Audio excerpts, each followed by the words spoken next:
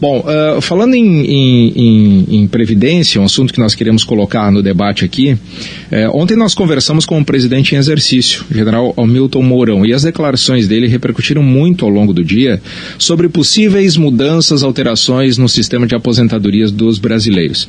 Então quero trazer aqui para o programa, Rosane, o secretário especial da Previdência e Trabalho do Governo Federal, o secretário Rogério Marinho. Bom dia, secretário. Bom dia a todos da Rádio Gaúcho. Muito obrigado por nos atender nessa manhã. Eu quero começar justamente por aí. O que já é possível prever nessa discussão sobre alterações nas aposentadorias? A reforma da Previdência, né? O que está definido e quais são as ideias que o governo prepara, secretário? Bom, o governo tem claro que precisa salvar o sistema previdenciário brasileiro, que se encontra absolutamente deteriorado e sem capacidade a curto e médio prazo de honrar os compromissos que detém com o conjunto da sociedade. Então essa é uma determinação do governo que vai se esforçar a salvar o sistema previdenciário existente. Agora, o projeto em si está sendo trabalhado com um grupo dentro da Secretaria de Previdência, consultando especialistas, fazendo seus cálculos atuariais, avaliando os cenários que são possíveis, inclusive trazendo a contribuição de estudiosos no assunto em todo o Brasil e periodicamente submetendo ao presidente Jair Bolsonaro e ao ministro Paulo Guedes os nossos apontamentos. O que nós estabelecemos é que no princípio do mês de fevereiro, logo após o início do período legislativo, na primeira ou na segunda semana, o projeto será apresentado no plenário da Câmara Federal. E por que isso? Porque ele vai utilizar o arcabouço da PEC 287, para termos uma economia processual. Ela já está pronta para ser votada, então nós vamos modificar a PEC 287 e vamos apresentar por ocasião do início do período legislativo na Câmara Federal. Em relação ao projeto original, secretário, quais são as principais modificações em relação à PEC 287? Rosane, bom dia. Eu tenho dito a toda a imprensa ao longo dos últimos 30 dias, quer dizer, um período que antecedeu inclusive o início do governo de Bolsonaro. Nós já começamos a trabalhar, acho que em torno de 11 ou 12 de dezembro no projeto, que os detalhes do projeto só seriam conhecidos em fevereiro, e vou lhe explicar por quê, para ficar bem claro. Nós temos que aprender com os erros que ocorreram no projeto anterior. Há um consenso no Brasil das pessoas que pensam o país da necessidade de se reestruturar o sistema previdenciário. Ocorre que no governo anterior, o projeto, quando chegou ao Congresso Nacional em final do mês de novembro, ele começou a ser discutido no final do mês de março. Então, nos 5 meses que antecederam o processo de discussão, foram construídas uma série de narrativas que inviabilizaram, inclusive, a tramitação do projeto. Então, nós estamos aguardando o início do período legislativo e vamos apresentar ele na íntegra, primeiro aos parlamentares, e em seguida estaremos à disposição, inclusive, da Rádio Gaúcho, para discutir os detalhes do projeto e com toda a sociedade. Deixa eu só situar, para colocar em discussão aqui para o nosso ouvinte, situar o nosso ouvinte, a PEC 287, o que ela prevê? Alguns pontos rapidamente aqui, só para não tomar muito o seu tempo, secretário. Pois não. Fim da aposentadoria por tempo de serviço. Será preciso reunir os dois fatores ao mesmo tempo, tempo de serviço e idade mínima. Atingindo-se a idade mínima... serviço e contribuição, né? Sim, contribuição. Atingindo-se a idade mínima, será preciso ter pelo menos 15 anos de contribuição. A média salarial será feita a partir de todos os salários de julho de 1994 e não apenas entre os 80% maiores salários como atualmente. Na prática, o valor dos benefícios será reduzido. Só receberá 100% da média salarial quem contribuir com a Previdência por 40 anos. O reajuste anual será fixo e seguirá o índice da inflação, não existindo aumento real. E quem contribuir pelo tempo mínimo de 15 anos receberá apenas 60% da média. É dentro disso que o governo está trabalhando, secretário? Não posso fazer essa afirmação. Essa é a base do 287. Nós estamos construindo um novo projeto a partir da base. Nós vamos usar o 287 principalmente por economia processual. Sim, para ganhar tempo, né? Você sabe, exatamente, ele já, imagine você escalar o Everest, a partir da base, você pegar um helicóptero e pousar lá no acampamento que está a 200 metros do topo. Então nós vamos ganhar essa escala aí, essa é a ideia.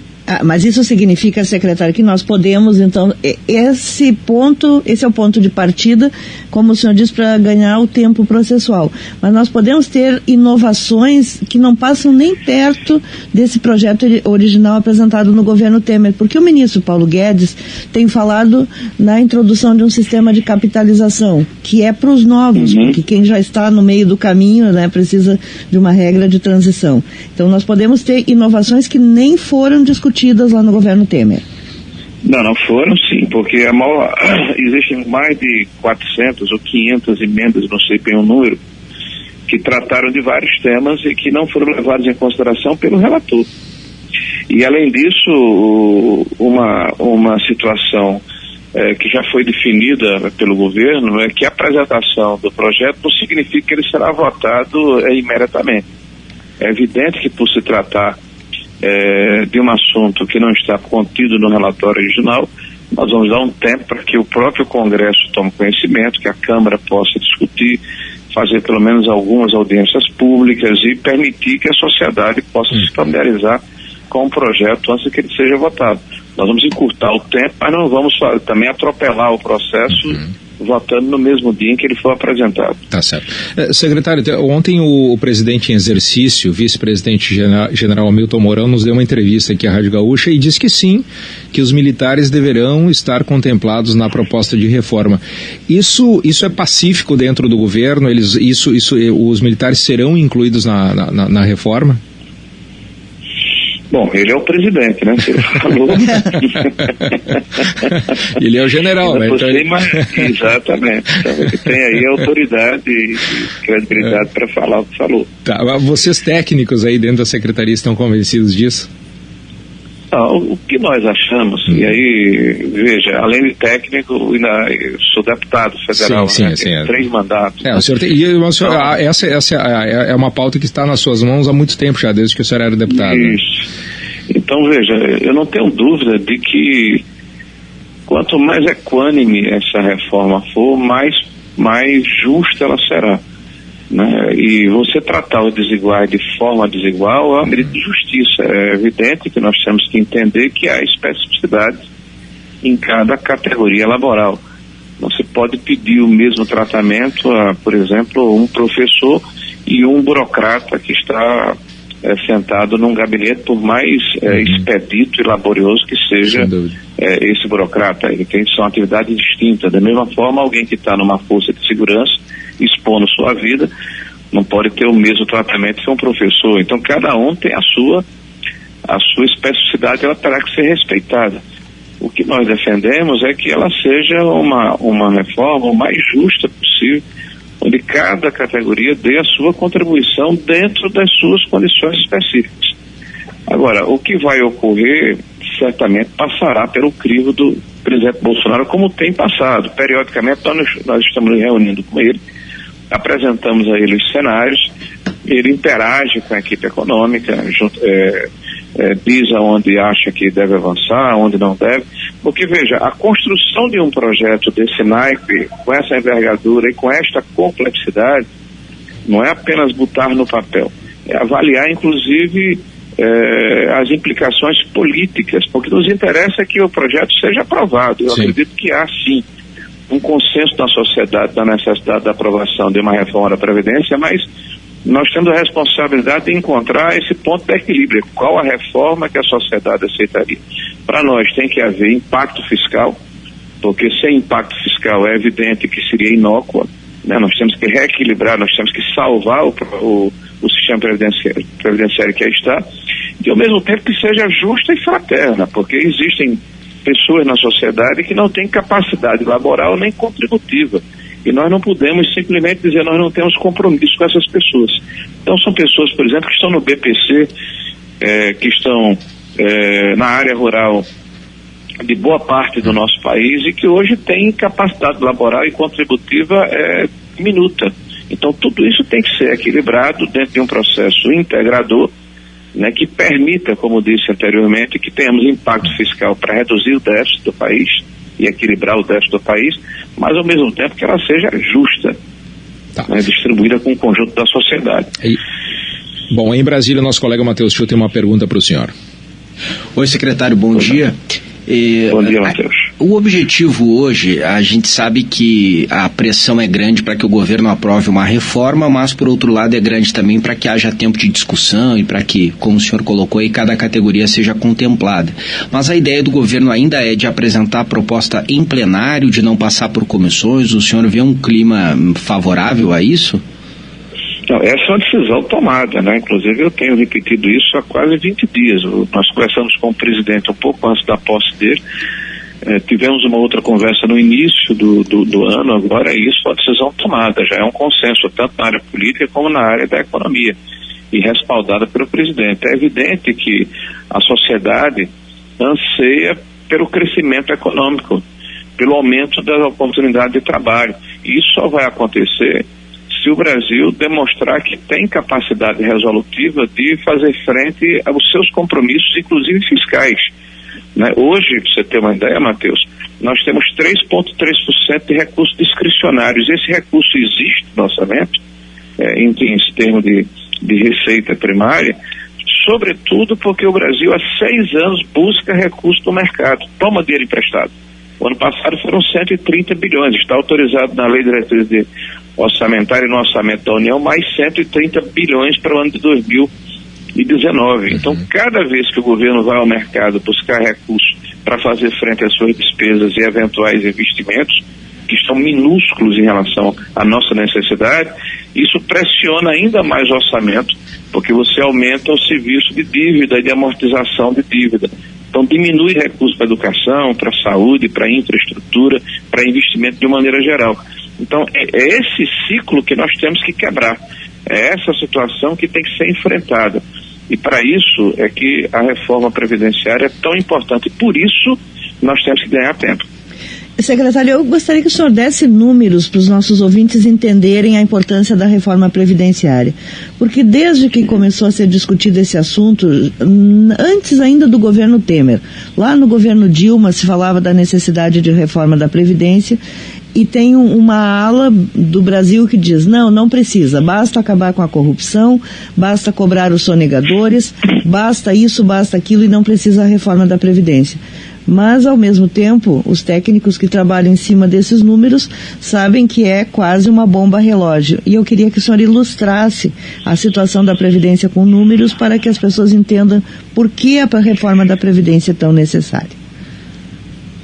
Bom, nós temos no orçamento fiscal brasileiro em torno de 55% a 56% do que o Brasil vai gastar esse ano, que não que está fora da dívida e dos repasses que são obrigatórios para estados e municípios. Então esse dinheiro está no orçamento, mas o governo não pode mexer. Dos 55% que sobram, imagine que isso seja 100%, 64% hoje já é previdência e assistência. 64%. Então eu estou falando aí de alguma coisa aí só na área da previdência, de alguma coisa como 200 bilhões de reais que estão faltando, né, para que entre o que entra de contribuição e o que falta para ser completado na área de previdência. Tá?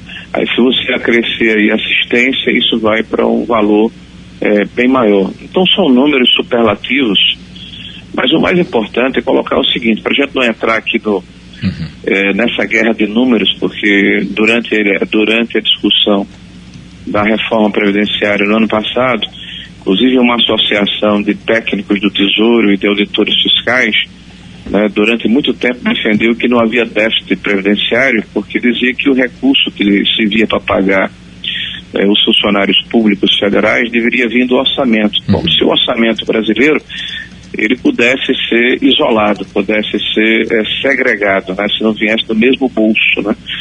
Então nós temos uma situação tão grave que a capacidade de investimento que o Brasil tem exauriu.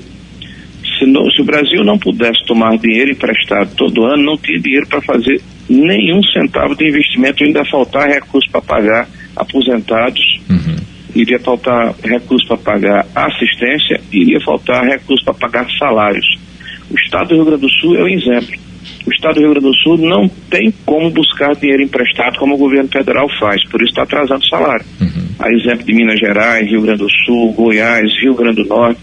Então, vários estados brasileiros estão entrando pelo mesmo caminho, porque esse modelo que nós temos hoje exauriu, quebrou. E se você olhar para fora das fronteiras do Brasil, aconteceu mesmo recentemente com Portugal e com a Grécia, né? Então lá foi tão forte o problema que eles entraram no direito adquirido. Deram um corte de 30% nas aposentadorias, benefícios e salários dos funcionários públicos.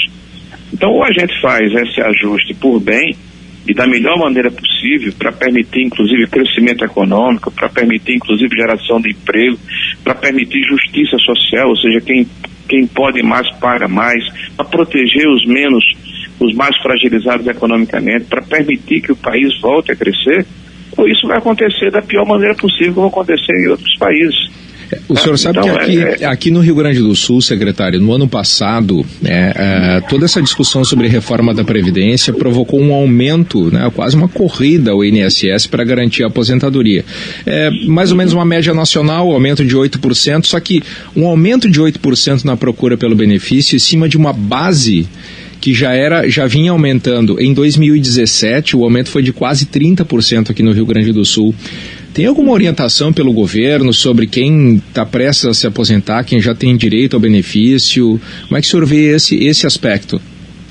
Isso é uma questão que não dá para controlar, né? Quem tem as regras de elegibilidade tem o direito de buscar a sua aposentadoria, ou integral ou proporcional.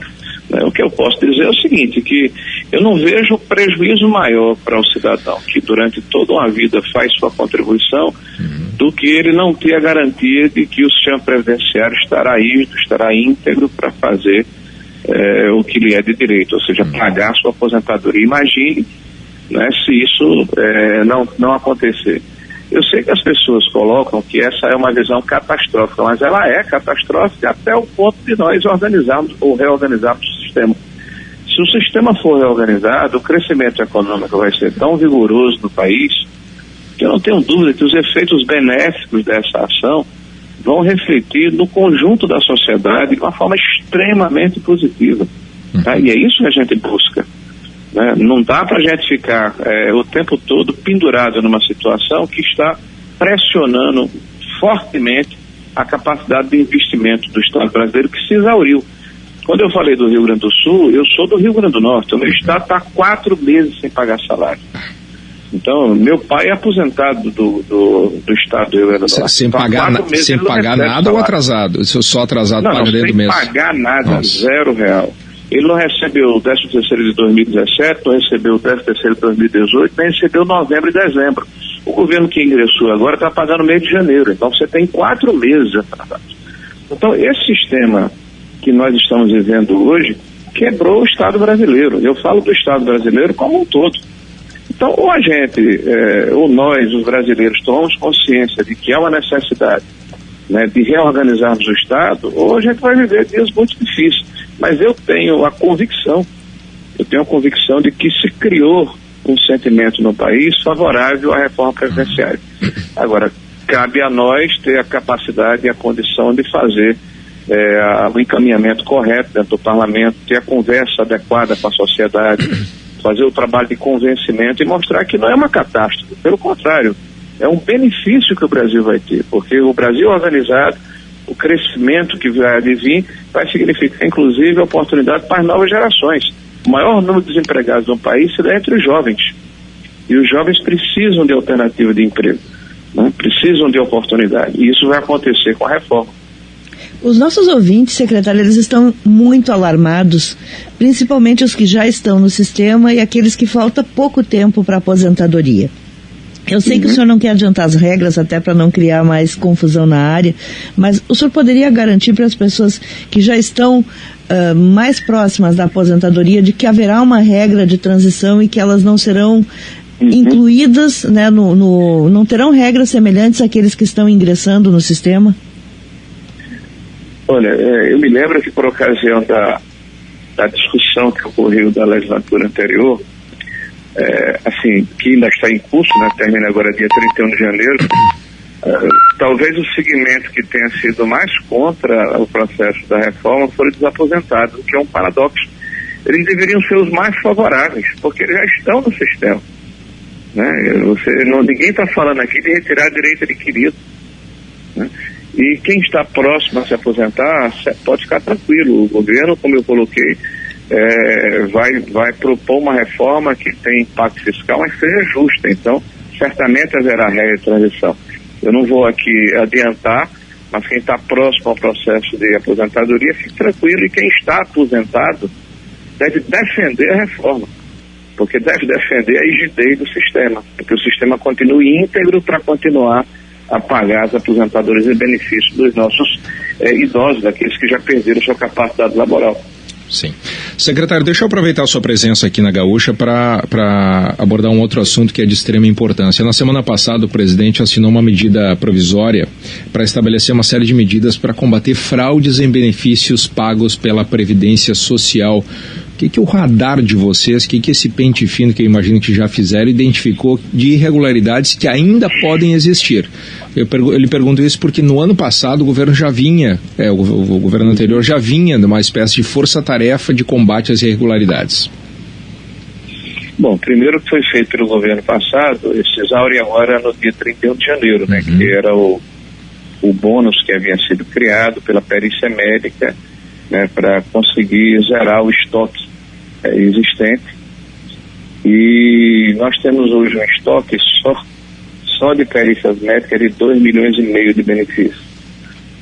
Você coloca aí mais 3 milhões de processos que estão empilhando-se nas escrivanias, nos birôs aí dos nossos técnicos. São quase 5,5 milhões de benefícios que precisam de um olhar dos nossos técnicos e peritos. Boa parte desses benefícios já estão sendo pagos. E existem acordos do Tribunal de Contas da União e da Controladoria Geral da União que mostram que, em média, 16% até 30% desses benefícios têm indícios de irregularidade. Tá?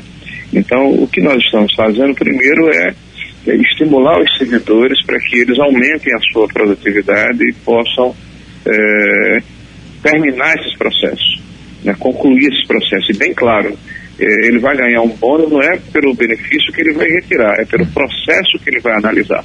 Até porque, como eu coloquei, o índice deve variar de 16% a 30%. Então, a maior parte desse processo certamente não terá irregularidades. Né? Mas o que é que nós estamos propondo? São mais de 18 medidas. Então, a maior parte dessas medidas são medidas no sentido de fortalecer a ação da Previdência Social, evitando a judicialização ou a procrastinação da análise processual, tanto a nível administrativo como a nível judicial. Há uma judicialização muito forte, na casa de milhões de processos por ano. Né? Muitas vezes a Previdência se vê absolutamente desguarnecida, fragilizada em relação a essa situação. Então, nós identificamos esses momentos, essas condições específicas, e estamos dando uma roupagem jurídica para fortalecer o processo de fiscalização que é inerente. Você imagine, por exemplo, quem tem um auxílio-doença, a lei determina que a cada 6 meses é necessário que esse processo de auxílio-doença seja revalidado. Então, você tem casos de gente que está 8 anos, 10 anos, 12 anos para auxílio-doença e não voltaram a ser auditados pelos peritos médicos, né? Pelo volume. Você tem quem é aposentado no BPC ou quem é aposentado por invalidez, a cada 2 anos precisa voltar para verificar se aquela invalidez permanece. Né? Às vezes, normalmente, ou via de regra ou excepcionalmente, existem processos de invalidez que podem ser revertidos. Tá. Então, isso não tem sido feito. Né? Pessoas que têm isenção de imposto de renda para comprar veículos ou até para pagar o imposto de renda, porque tem uma doença tipo um câncer, aí ia morrer. Aí 10, 15 anos depois a pessoa continua viva. Que bom, né, que ela continua viva. Significa que ela se curou, mas ela continua com aquele recebendo benefício, né? Entendeu? Então são situações assim que nós estamos buscando resolver. Quer dizer, quem tem direito, quem realmente está doente, quem precisa do benefício, vai continuar atento. Mas quem, por algum motivo, não precisa mais daquele benefício, vai ser retirado, até porque, como nós estamos vendo e conversamos anteriormente, a Previdência está exaurida. Então tem que pagar para quem precisa, né? Para quem a lei a coberta. Olha, secretário, muito obrigado pela sua atenção nessa manhã, pelos esclarecimentos. Secretário Especial da Previdência e Trabalho, Rogério Marinho, muito obrigado pela atenção. Bom dia para o senhor. Obrigado a vocês e boa sorte aí do nosso país. Um abraço. Muito obrigado.